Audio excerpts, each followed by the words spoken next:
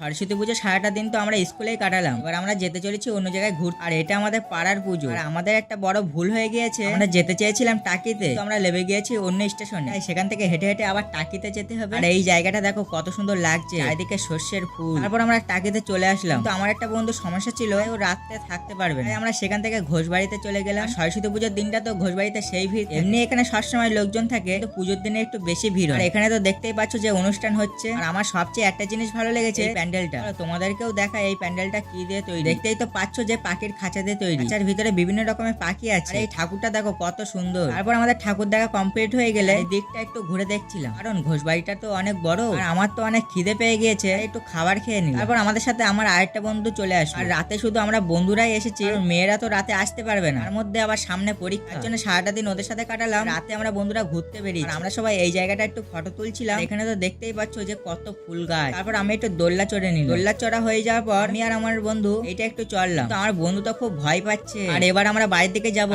অনেক রাত হয়ে গিয়েছে।